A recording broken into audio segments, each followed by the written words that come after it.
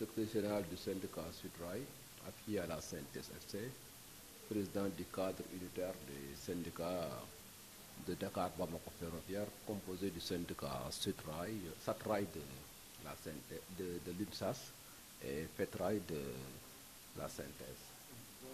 De la résiliation du contrat de concession de l'activité ferroviaire sur le corridor Dakar-Bamako, les États du Mali et du Sénégal avaient pris la décision ferme de reprise de la société dans son processus, que vous le savez bien, en fait de presse.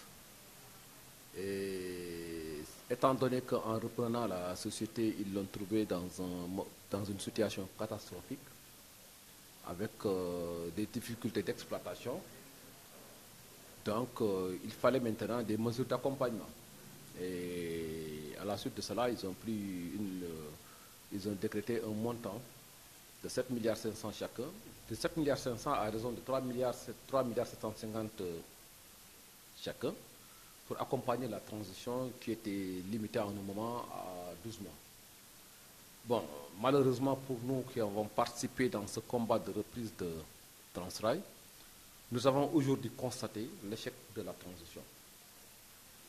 Pourquoi? Parce que les 7,5 milliards qui étaient prévus pour accompagner la transition, et que l'objectif était d'abord de rassurer, de sécuriser les salaires pour 6 mois, de réhabiliter les parties critiques de la voie, de réhabiliter les locomotives pour qu'on puisse avoir une disponibilité de 6 à 7 machines. Aujourd'hui, tout ce qui était déjà prévu dans cette phase est comment vous voyez actuellement, et le constat est fait que c'est échoué.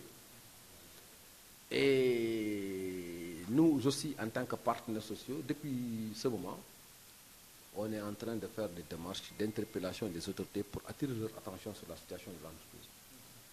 Avec des actions syndicales, des sittings, nous avons eu des rencontres avec les autorités de tutelle, mais comme vous l'avez constaté, avec des promesses qui n'ont jamais été tenues, parce qu'à chaque moment, on nous disait que voilà, il faut s'impatienter, on va trouver des solutions. Et dernièrement, l'ex-ministre de l'équipement, M.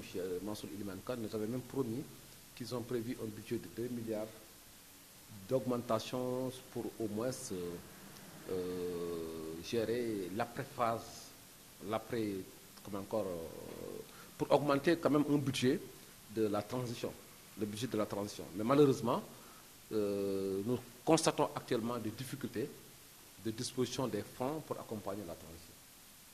Donc, qui a impacté actuellement sur les salaires. Aujourd'hui, comme vous le savez, nous sommes le 19, les travailleurs n'ont pas encore perçu le salaire. Nous avons constaté que depuis 6 mois, l'entreprise est presque à l'arrêt, avec des manques de carburant, des coupures d'électricité dans certains secteurs, d'eau, manque de couverture totale de prise en charge médicale. Les retraités qui étaient partis à la retraite depuis le mois de mars 2016 peinent à percevoir leur indemnité de départ à la retraite, qui sont évaluées à 71 pères de famille. Donc, conscient de tout cela, nous avons maintenant dit vraiment, il est temps d'arrêter et d'interpeller les autorités. C'est la survie de l'entreprise qui est menacée. C'est ce qui fait qu'aujourd'hui, nous ne parlons même plus de salaire.